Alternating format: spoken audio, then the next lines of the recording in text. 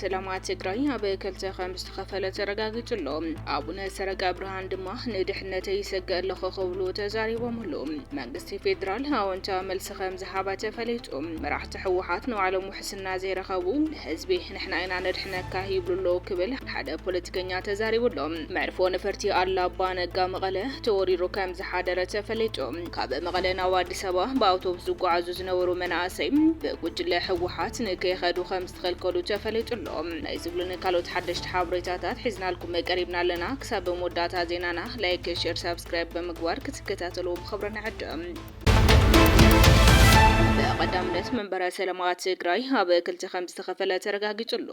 አቡነ ሰረቀም ሕዚ ኣብ ዝሃብዎ ቃለ መሕተት ድማ ንድሕነተይ ይሰገአለኹ ክብሉ ገሊጾምሉ ኣነ ኮንኩ ብፁዓን ሊቃነ ጳጳሳት መንበርና ብዝግባእ መንገዲ ኣጠናኺርና ክንቀጽል ልዑል ድሌት እኳ እንተሃለወና ኣብ ጽላል መንበርና ብዘጽለሉ ውሕዳት ግና ንግዚኡ መልእኽቲ ዝመስሉ ንዝወፀ ሕጊ ቤተ ክርስቲያን ኣብ ተግባር ዘይውዕሉ ብፍላይ ኣብ ክልተ ኣብ ሰለስተ ሓላፍነት ተቐሚጦም ዝተዓጻጸፈ ደሞዝ ዝቕበሉ ዘለዉ ኣካላት ተደጋጋሚ ምኽሪ እንተተምኸሩውን ብዘይ ምስምዖም ኣብ ፈተና ንርከብ ዝበሉ ኣባ ሰረቀ ብርሃን ብፍላይ ኣብ ልዕለይ ብግልጽ ኾነ ብሕቡእ ዘካይድዎ ዘለዉ ዘመተ እናቐጸለ ይኸይድ ከም ዘሎን ካብ ሎሚ ጽባሕ ክመሓሹ ይኾኑ እዮም ብዝብል ንኹሉ ብትዕግስቲ ብምሽካም ይጓዓዝ ኣለኹ ክብሉ ገሊጾምሉ ምንም እኳ ዝጠብቀን እንተዘይኾነውን እዚኣቶም ጸላእቲ መንበርና ብዘይ ምቁራጽ ሓንቲ በደል ፈልዮም ክብርን ልዕልናን ቤተ ክርስቲያን ብዝዳፋ መንገዲ እናጸለሙኒ ይርከቡ ዝበሉ ኣባ ሰረቀም እዚኣቶም ድማ ዘይፍለጡን ካባና ዝተፈለዩ ዘይኮኑስ በኣካል ኣብ ውሽጥና ብግብርግን ምስ ተቃወምቲ መንበርና ዝዓስከርዮም እዚ ተግባሮም ግና ካብ ዕለት ናብ ዕለት ሓይልን ሞራልን እናወስኸለይ ስለ ዝኸይድ ዘሎ ከም ቁም ነገር እኳ እንተዘይረኣኽዎ ኣብቲ ዝፈትወን ዝፈትወን ህዝበይ ግና ከቢድ ተጽዕኖ ከም ዘሎ ኣይጠራጠርን ይኹን እምበር ሕዚ ኣብ ዘርዘር ነገር ከይኣትኹ ክገልጾ ዝደሊ ልዕሊ ዓቕመይ ዝኾኑ ነገራት ይቕጽሉ ስለ ዘለዉ እሞ እቲ ዘለናል እዋን ድማ ኣብ ልዕሊ ህዝብና ዝፈጸሙ ጸላእቲ ሕዚ እውን ደጊሞም ኣብ ክባእትዮምና ኣብ ዝርከበሉ እዋን ነቶም ነገራት ብሸለል መለል ምሕላፍ ቁኑዕ መሲሉ ስለ ዘይረአየኒ ሞቶም ነገራት ብቕልጡፍ እንተዘይተኣልዮም ግና ኣብ ቀረባ እዋን ዘርዘር መግለጺ ሒዘ ከም ዝቐርብ ክገልጸልኩም ፈቱ ክብሉ ገሊጾም ኣለዎም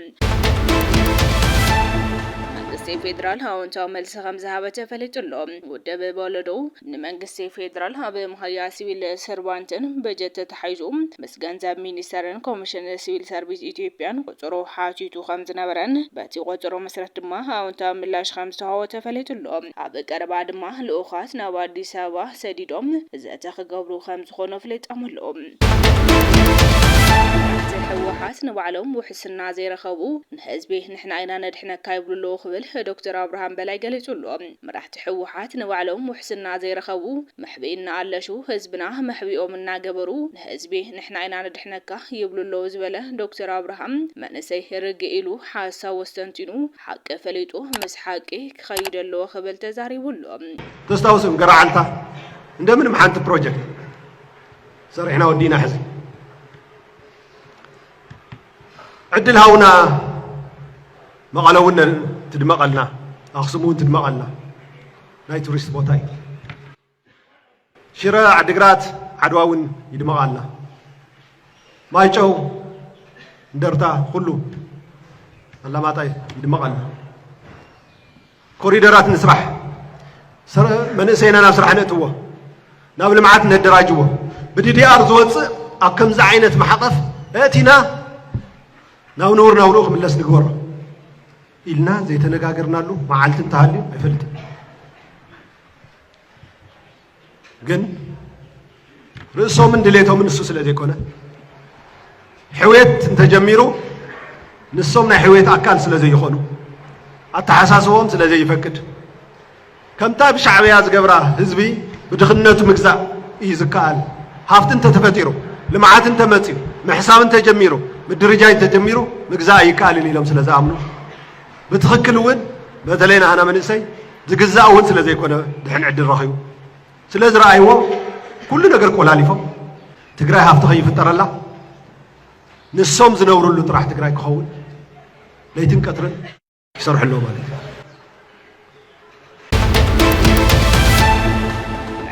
ነበርቲ አላባ ነጋ መቀለ ተወሪሩ ከም ዝሓደረ ተፈሊጡሎ ኣብ ክፍለ ከተማ ኩሓ ጣብያ ሽብጣ ቁሸት ገርገንበዝ ካብ ኤርፖርት ዝተፈላለዩ ናይ ኤሌክትሪክ ኣቁሕሪኦም ክወጡ ብናይ ገርገንበዝ መናእሰይ ህዝብን በመትሕባር ኣብ ቁፅፅር ውዒሎም ኣለዎም እቶም ሰረቕቲ ኣብ ዙርያ ኣየር ሃይል ዝርከቡ ኣባላት TDF ከም ዝኾኑን እዞም ኣባላት ኣብ ስርቆት ንብረት ከባቢ ካብ ምውፋር ብተወሳኺ ነባሪ ከባቢ ድሕሪ 12 ከይንቀሳቐስ ብምኽልኻል ተንቀሳቐሱ ዝተረኸበ ገንዘብ ንብረቱን በመዝራፍ መተውን መውፅን ዘሰንጎ ከም ዝኾኑ ካብቲ ቦታ ዝረኸብናይ ሓበሬታ የመላኽት። ኣብ መቐለ ናብ ኣዲስ ኣበባ ብኣውቶቡሳት ዝጓዓዙ ዝነበሩ በቲ ብዘይድሌት ህዝቢ ስልጣኑ ጨቢጡ ዘሎ ጉጅለ ከም ዝተኸልከሉ ፖለቲከኛ ኣብርሃ ደስታ ገሊጹሎ። እታ ናይ ሻዕብያ ፖሊስ ይትግብርዎ ኣለዉ ዝበለ ፖለቲከኛ ኣብርሃ ደስታ ሻዕብያ ኩሉ መንገዲ ዓፅዩ ውትድርና ጸልዩ መረበቱ ራሕሪሑን ዝሃድም መንእሰይ ስእግረዶ ብናበለ ዋላ እንተኣሰረም ስደት ጠጠው ከብል ግን ኣይከኣለን። ኤርትራ ኣባዲምዋ እቶም ናይ ትግራይ ገዛእቲ እውን ኣሰሩ ተኸትሎም ንህዝብና በቲኖም ትግራይ ክትባድም ይሰርሕለው ክንቃለሶም ይግባእ ክብል ገሊጹሎም። ዝወፅሉ ሓበሬታታት ድማ ብኣርባዕቲኡ በርታት ዕጡቃት ሕወሓት ኬላ ዘርጊሖም ከም ዘለው ሕዚ ዝረኸብናይ ሓበሬታ የመላኽት። ሰሜናውያን በጽምዶ ንማእኸለ ኢትዮጵያ ከም ዝቆጻጸሩ ፋኖ ተሓኒሎም። ኣብ ሰሜን ኢትዮጵያ ተሓሲቡ ዘሎ ሸርሒ ኣዋራት ኪሎ ኣቲኻ ሕገ መንግስቲ ቀዲድኻ ብምድብራይ ዝፍታሕ እዩ ክብል ፋኖ ቅዋሙ ገሊጹሎ። ኣብ ሰሜን ኢትዮጵያ ኣካል ጽምዶ እቲ ዞባ ዝኾነ ፋኖ ቀንዲ ዕላምኡ ስርዓት ብልጽግና ብምእላይ ሕገ መንግስቲ ቀዲዱ ሓንቲ ኢትዮጵያ ንምፍጣር ከም ዝኾነ እቲ ዝተረኸበ ሓበሬታ የመላኽት። ቀንዲ ዕላማ ስርዓት ብልጽግና ናይ ሰሜን ህዝቢ ብምጽላ ኣብ ወንበር ምጽናሕ ኢሉ ዝገምገመ ፋኖ መላፍንቱ ድማ ንህልውኖም ነቲ ምዕብል ዘሎ ወጥሪ ስዒሮም ንምሕላፍ ኣብ ዘፈላለዮም እንተይኮነስ ኣብ ሓደ ዝገብሮም ሓድሽ ቃል ኪዳን ሰሜን ኣብ ሱዳን ከም ዝተፈራረሙ እቶም ምንጭታት ገሊጾም። ወገን ኤርትራን ክንፊ ሱዳን ድማ ነዚ ሓይሊ ጽምዶ ብምድጋፍ እቲ ወፍሪ ኢድ ብምእታው ኣብ ርእሲአን ዝተኣወጀ ቁልዑ ኩናት ምክልኻል ብጥምረት ንምስራሕ ኣካል እቲ ኪዳን ከም ዝኾኑ ተዛሪቦም። ፋኖ ኣብዚ ሰሙን ዓወታት እንዳመዝገበ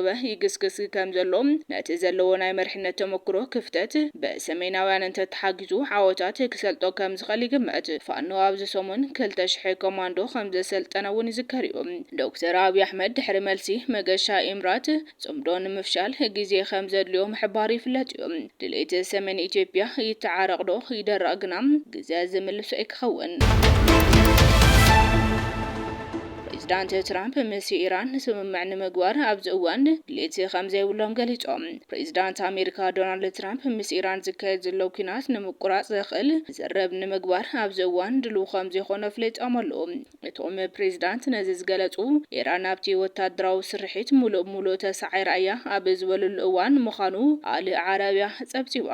እቲ ብኣሜሪካን እስራኤልን ዝካየድ ዘሎ ሓበራዊ መጥቃዕቲ ናብ ናይ 2 ሰሙን ኣብ ዝሰገረሉ እዋን ፕሬዚዳንት ዶናልድ ትራምፕ ኣብ ናይ ባዕሎም ማሕበራዊ ገጽ ትሩዝ ሶሻል ኣብ ዘርግሕዎ ሓበሬታ ኢራን ሙሉእ ተሳዒራ እያ ኢሎም ኣለዉ። ሰበስልጣን ቴህራን ነቲ ኩናት ንምቁራጽ ስምምዕነት ይደልዩ እኳ እንተሃለዉ ንሶም ግን ሕዚ ዝቐረበ ዓይነት ውዕሊ ንምቕባል ሓደኛ ከም ዘይኾኑ ገንዚቦም። ትራምፕ ወሲኾም ናይ ሓሶት ሚድያታት ነቲ ሰራዊት ኣሜሪካ ኣብ ልዕሊ ኢራን ዘመዝገቡ ዓወት ክገልጹ ኣይደለዩን። ኢራን ስምምዕ ትደልያ ክናነ ዝቕበሉ ዓይነት ስምምዕነት ኣይኮነን ብምባል ኣቋሞም ብንጹር ገሊጾም ኣለዉ። ስሞም ዘይተጠቐሰ ላዕለዋይ ሰበስልጣን ዋይት ሃውስ ከም ዝሓበርዎም መሻርክቲ ሃገራት ማእኸላይ ምብራቕ ተኩሲዶም ንምባል ጻዕሪ እኳ እንተገበሩ ትራምፕ ግን እቲ ጻዕሪ ውድቂ ገይርዎ ይብል ኣሎ። እቲ ብኣሜሪካ ዓብዪ ቁጥዕ ተባሂሉ ዝጽዋዕ ዘሎ ኩናት ኣብ ዋና ደሴት ነዳዲ ኢራን ዝኾነ ካርግ ከቢድ ዕንወት የውርድ ከም ዘሎን ዋጋ ነዳዲ ኣብ ዓለም ለኻዊ ዕዳጋ ክናወጽ ከም ዝገበረ ይፍለጥ እዩ። እዚ ኩናት ክሳብ ሕዚ ንሞት ልዕሊ 2000 ሰባት ምኽንያቱ ኮይኑ ኣሎ። خبركم تخاتلتي كواليتي ميديا لو مستدلو حدشت حبريتاتات نزوم تخاتلكمهم يمسلو نيرم نتسناي مكتالكم دما هازينا نمسجن سلام.